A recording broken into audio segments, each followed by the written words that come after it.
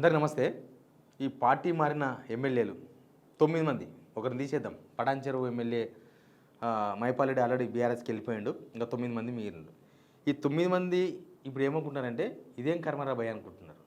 ఎందుకంటే వాళ్ళు జనాలకి ఏమో చెప్పింది అభివృద్ధి కోసం అని చెప్పిండ్రు. అది ఎట్లా నడుస్తలేదు. పోనీ ఏమన్నా గవర్నమెంట్లో ఏమన్నా వీళ్ళకి ఏమన్నా ఉందా అంటే ఒకరిద్దరు పనులు చేసుకుంటున్నారు. కానీ మిగతా వాళ్ళ పరిస్థితి రెండుకి చెడ్డ రేవల్లాగా అయిపోయింది. అంటే ఇటు ప్రభుత్వంలోకి వచ్చి పని చేయకపోతే జనం నుంచి ప్రెషర్ పెరుగుతుంది వాళ్ళ మీద. పోనీ ప్రతిపక్షాలు ఉంటే కనీసం ఫైట్ అనేది చేసేవాళ్ళు. ఇట్లా లేదు అట్లా లేదనమాట. వాళ్ళ పరిస్థితి ఏం అర్థమైంది లేదు. అభివృద్ధి కోసమే పార్టీ మారినా ప్రభుత్వం ఏమో పట్టించుకుంటలేదు. ఏం స్పెషల్గా నిధులు ఇచ్చింది లేదు. అసలు వీళ్ళు ఎందుకు పార్టీ మారిండ్రు అనే ప్రశ్న ఇప్పుడు నియోజకవర్గాల జనాల్లో ఉంది. వీళ్ళు పార్టీ మారింది దేనికోసమని వాళ్ళు ఇప్పుడు ఒక ఇన్వెస్టిగేషన్ స్టార్ట్ చేసేటట్టున్నారు. అంటే డెవలప్మెంట్ కోసం అయితే డెవలప్మెంట్ ముందు కనబడుతుంది. మరి డెవలప్మెంట్ కానప్పుడు వాళ్ళు పార్టీ మారింది దేనికోసం? వాళ్ళ వ్యక్తిగత వ్యవహారాల కోసం మారిండ్రా? దేనికోసం మారిండ్రు? వీళ్ళే అనుకుంటున్నారు అసలు మాకు విలువ లేదు, అధికార పార్టీలో విలువ లేదు, అవతల పక్కనేమో చెడిపోయినాము, ఏంది ఇది మా పరిస్థితి, ఇదేం కర్మరాబాయ్ అనే పరిస్థితిలో ప్రస్తుతం ఎమ్మెల్యేలు ఉన్నారు. దానికి సంబంధించిన వార్త చదువుదాం. ముందు సబ్స్క్రైబ్ చేయండి, షేర్ చేయండి.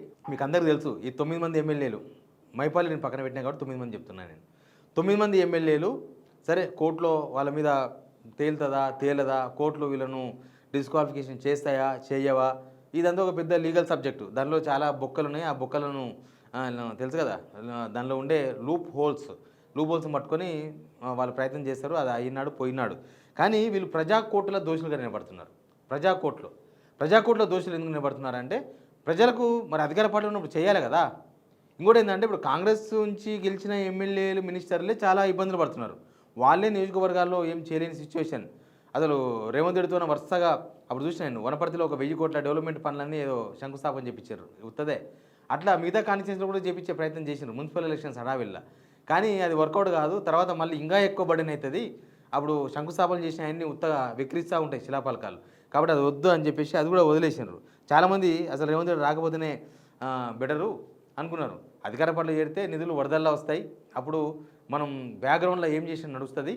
ఈ వరదల్లా వచ్చిన నిధులతోన రోడ్లు వేయడమో మోరీలు కట్టడమో ఏదో ఒకటి జనాలకు కనిపిస్తారు చేస్తే చూసినావా మేము అధికార పార్టీలోకి పోయినాం కాబట్టి మేము ఈ డెవలప్మెంట్ చేయగలిగినాం అని జనాలను సంతృప్తి పరిస్తే వీళ్ళు పోయినందుకు కూడా కొంచెం న్యాయమే, వీళ్ళు పోయింది పార్టీ మారింది న్యాయమే అని జనాలు కూడా అనుకునే అవకాశం ఉంటుంది అనేది ఫస్ట్ వీళ్ళు అనుకున్నారు. కానీ తీరా చూస్తే చాలా డ్యామేజ్ అయిపోయినారు. రాజకీయంగా చాలా గందరగోళంలో చిక్కిపోయినారు. ఇప్పుడు పాత పార్టీలను నమ్మకం కోల్పోయినారు. పాత పార్టీలు మళ్ళీ రాణించే అవకాశం కూడా లేదు. ఇప్పుడు మనం జగిత్యాల చూస్తున్నాం ఉదాహరణకు. జగిత్యాల కనీసం ఆ జీవన్ రెడ్డి పార్టీ మారకుండా రేవంత్ రెడ్డి లాంటి వాళ్ళు పోయి మాట్లాడి వాళ్ళు అట్లే ఉంచుకున్నా డాక్టర్ సంజయ్కి ఇప్పుడు కాదు ఇంకా టైం ఉంది కదా. డాక్టర్ సంజయ్కి నెక్స్ట్ అవకాశం వచ్చినప్పుడు పరిస్థితులు బాగాలేనప్పుడు కనీసం బీఆర్ఎస్ కూడా పోయే అవకాశం ఉండే. కానీ ఇప్పుడు జీవన్ రెడ్డి వాళ్ళు వచ్చిన తర్వాత అయితే జీవన్ రెడ్డో లేకపోతే వాళ్ళ కొడుకో వాళ్ళ కోడలో ఎవరో వాళ్ళ పార్టీ వాళ్ళ ఇంటి నుంచే అభ్యర్థి ఉంటారు. కానీ డాక్టర్ సంజయ్కి గేట్లు బంద్ అనమాట. డాక్టర్ సంజయ్కి మళ్ళీ బీఆర్ఎస్ పోయే అవకాశాలు లేవు. సచ్చినా బతికిన కాంగ్రెస్లోనే ఉండాలి. కాంగ్రెస్లో కూడా విలువేం లేదు వీళ్ళకు. కాంగ్రెస్లో గౌరవం ఏం లేదు. కాంగ్రెస్ కార్యకర్తలు లేకపోతే ఇక్కడ అధిష్టానం దగ్గరనో లేకపోతే ఇక్కడ కూడా ఏం లేదు. అవకాశవాదం కోసం వీళ్ళు నమస్తే అంటున్నారు, అవకాశవాదం కోసం వాళ్ళు నమస్తే అంటున్నారు తప్ప పరిస్థితి ఏం బాగలేదు. ఇప్పుడు తలలు పట్టుకుంటారు అనమాట. ఏంది మనం మొన్న పోచారం శ్రీనివాసరెడ్డిని చూసినాం. పోచారం శ్రీనివాసరెడ్డి పరిస్థితి ఏంది?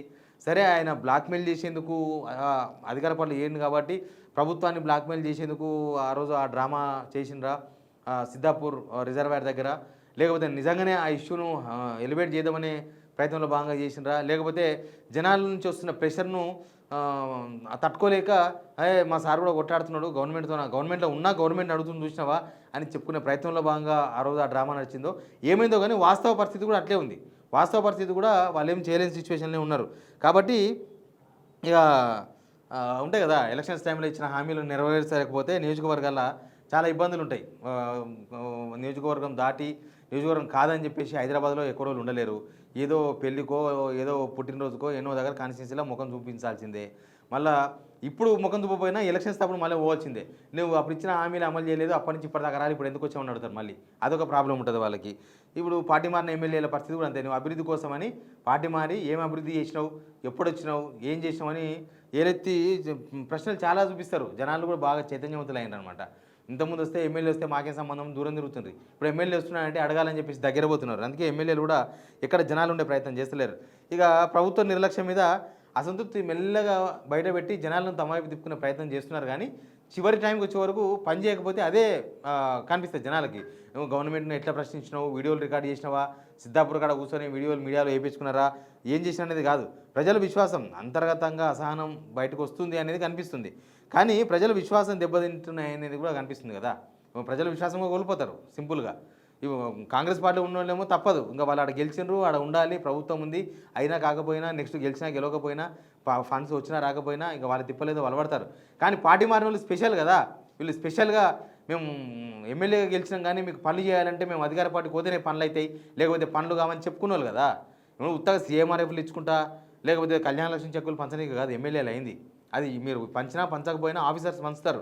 మీరు స్పెషల్గా పంచాల్సిన ఎమ్మెల్యేలు పంచాల్సిన అవసరం లేదు. ఎంఆర్ఓ పంచుతాడు, లేకపోతే ఎవరో పంచుతారు, లేకపోతే వీళ్ళే ఎంఆర్ఓ ఆఫీసర్ తెచ్చుకుంటారు. అది కాదు మీ దగ్గర నుంచి జనం కోరుకుంటున్నది. మీరు చేసే డెవలప్మెంట్ కావాలి, మీరు చేసే రోడ్లు కావాలి, ఇవన్నీ కూడా ఉంటాయి. ఉత్తగా అభివృద్ధి కోసమే పార్టీ మారమని చెప్పుకున్న ఎమ్మెల్యేలు క్షేత్రస్థాయి పరిస్థితులు వాళ్ళకి తెలుసు, ఆల్రెడీ ఎట్లా ఉంది పరిస్థితి ఏందని తెలుసు. పార్టీ మార్పు విషయంలో వాళ్ళు జనాలను సంతృప్తి పరిచే ప్రయత్నంలో భాగంగానే మేము డెవలప్మెంట్ కోసం పోతామని చెప్పారు. వాళ్ళు పర్సనల్గా ఏం మాట్లాడుకున్నారు, వాళ్ళు పర్సనల్గా వీళ్ళకి ఏం హామీలు ఇచ్చిండ్రు అవన్నీ జనాలకు అనవసరం. మీరు పర్సనల్గా మీకు ఆ గవర్నమెంట్ నెరవేర్చినా నెరవేర్చకపోయినా మీకు డబ్బులు ఇస్తామనో లేకపోతే భూములు రెగ్యులరైజ్ చేస్తామనో ఇట్లాంటివి చేసినా చేయకపోయినా అది జనాలకు ఇంపాక్ట్ కాదు, జనాలకి ఏం సంబంధం లేదు. మీరు జనాలకు ఇచ్చిన హామీలు జనాలకు డెవలప్మెంట్ కోసం వద్దామని చెప్పినారు కాబట్టి అది మాత్రమే క్యాల్కులేషన్, అది చాలా ఇంపార్టెంట్. దానిలో ఫెయిల్ అయిపోతున్నారు ఈ పార్టీ మారిన ఎమ్మెల్యేలు. అధికార పార్టీ ఎమ్మెల్యేలు వాళ్ళు ఫెయిల్, వాళ్ళను మళ్ళీ మనం ప్రశ్నించాలన్న మాట లేదు. వాళ్ళు హామీలు అమలు చేయలేరు, వాళ్ళదంతే. కానీ పార్టీ మారిన ఎమ్మెల్యేలు మాత్రం ఖచ్చితంగా చేయాల్సిన సిచ్యువేషన్ ఈ 3 అంశాలు ఏంది. ఒకటి నిధుల కేటాయింపు, తర్వాత మార్పుతో జరిగే వెంటనే ప్రక్రియ జరగదు కదా. పార్టీ మారిన తర్వాత ఎంబడే కాంగ్రెస్ వాళ్ళందరూ వచ్చి అయ్యో ఎమ్మెల్యే వచ్చిందని చెప్పేసి ఎవరు యాక్సెప్ట్ చేయరు. పోనీ మా ఎమ్మెల్యే పోతుంది కదా అని చెప్పేసి బీఆర్ఎస్ నుంచి ఎవరు వాళ్ళు ఎంబడి పోరు, ఎవరో కొద్దిమంది అనుచరులు పోతారు. వాళ్ళు కూడా తీవ్రమైన అసంతృప్తి, వాళ్ళ పనులు కూడా కాకపోతే వాళ్ళు కూడా అసంతృప్తితో ఉంటారు. మూడోది అభివృద్ధికి నిధులు రాకపోవడం అనేది. ఈ 3 అంశాల్లో స్పష్టత లేకపోవడం వాళ్ళకి బాగా సమస్య, వాళ్ళకి తలనొప్పిగా మారింది. ముఖ్యంగా ప్రాజెక్టులు ఇంకా ఫైళ్ళకే పరిమితం కావడం. ప్రాజెక్టులు వీళ్ళు చేస్తామన్న ప్రాజెక్టులు ఏమైనా కావచ్చు, పెండింగ్లో ఉన్న ప్రాజెక్టులు, వాళ్ళ కాన్స్టిట్యూన్సీలో ఉండే రిజర్వాయర్స్ కాలువలు ఆ పెండింగ్ పనులను కూడా ఫైళ్ళకే పరిమితం కావడము, నిధులు విడుదల జాప్యం, స్థానిక అధికారుల నుంచి సమన్వయం లోపించడం. స్థానిక ఆఫీసర్స్ కూడా సరే ఇప్పుడు కొంతమంది వినొచ్చు కానీ ఎంతవరకు వింటారు, డబ్బులు లేనిది వాళ్ళు ఏం చేస్తారు, ఆఫీసర్స్ మాత్రం ఏం చేస్తారు. నేను చెప్పినట్టుగా కళ్యాణ లక్ష్మి చెక్కులు పంపిణీయో లేకపోతే ఇంకేదైనా ఈ సీఎంఆర్ చెక్కుల పంపిణీ తప్ప వేరే ఏం పనులు చేయనికే ఎమ్మెల్యేలకు పనులు లేవు. అధికార పార్టీలు చేయడం వెంటనే ఇంపార్టెన్స్ పెరుగుతుందని ఎమ్మెల్యేలే ఇంపార్టెన్స్ పెరుగుతుంది అనుకుంటారు. ఆ కాన్స్టిట్యూషన్ ఏమనుకుంటారు, మా ఎమ్మెల్యే అధికార పార్టీకి పోయింది కాబట్టి వాళ్ళ మీద ఆశ కూడా చాలా ఉంటుంది, వీళ్ళ ఇంపార్టెన్స్ పెరుగుతుంది, ఇంకా వీళ్ళు ఏంటంటే చేస్తారు, వీళ్ళు పెండింగ్ పనులను చేస్తారనే ఉద్దేశంతో ఉంటారు. కానీ అవేం కావు. పార్టీ ఫిరాయింపు విషయంలో వీళ్ళు చేసిన హామీలు పార్టీ వీళ్ళు బీఆర్ఎస్లో ఉన్నప్పుడు ఎమ్మెల్యేగా గెలవాలనుకుని ఎలక్షన్స్లో ఇచ్చిన హామీలు వేరు, వీళ్ళు అధికార పార్టీలో చేరుతున్నప్పుడు ఇచ్చిన హామీలు వేరు. మళ్ళీ ఆ హామీలు కూడా ఉంటాయి, మేము అధికార పార్టీ పోతున్నాం చేస్తాం, ఇంకా మేము అధికార పార్టీకి పోతున్నాం ఇది ఇస్తాం, దానికోసమే మేము అధికార పార్టీలోకి పోతున్నాం అని ఇట్లాంటి చాలా ముచ్చట్లు చాలా విషయాలు చెప్పింటారు. అవన్నీ కూడా చాలా ఉన్నాయి. ఇప్పుడు హామీలన్నీ అసలు ఓటర్లు తిరిగి ప్రశ్నించే టైం ఇది. వీళ్ళు ఓటర్లలో తిరిగే పరిస్థితి లేదు. ఓటర్లో పోవాలనంటే మీరు ఇచ్చిన హామీలు నిలబెట్టుకోవాలి. కానీ ప్రభుత్వం దగ్గర ఆ పరిస్థితి లేదు. సంక్షేమ పథకాలు, అభివృద్ధి పనులు, తర్వాత ఉద్యోగ అవకాశాల విషయంలో కూడా పెద్దగా మార్పు కనిపిస్తలేదు కదా గవర్నమెంట్లో. ప్రభుత్వంలో మార్పు కనిపిస్తలేదు, వీళ్ళు ప్రభుత్వంలో కొంత తర్వాత కూడా మార్పు కనిపిస్తలేదు. ప్రభుత్వం నుంచి ఆశించిన మద్దతు లేకపోవడం, ప్రజల నుంచి ఈ ప్రశ్నలు ఇవన్నీ కూడా దీన్ని తట్టుకోలేకనే అక్కడక్కడ పోచారం శ్రీనివాసరెడ్డి లాంటి వాళ్ళు బయటకు అసంతృప్తి కొంత బయటకు చెప్పే ప్రయత్నం చేస్తున్నారు అనిపిస్తుంది. మిగతా వాళ్ళ సిచ్యువేషన్ కూడా అదే. మిగతా వాళ్ళ దగ్గర కూడా వాళ్ళు బయటికి చెప్పలేకపోతున్నారు. పోచారం శ్రీనివాసరెడ్డి బయటికి చెప్పిండు.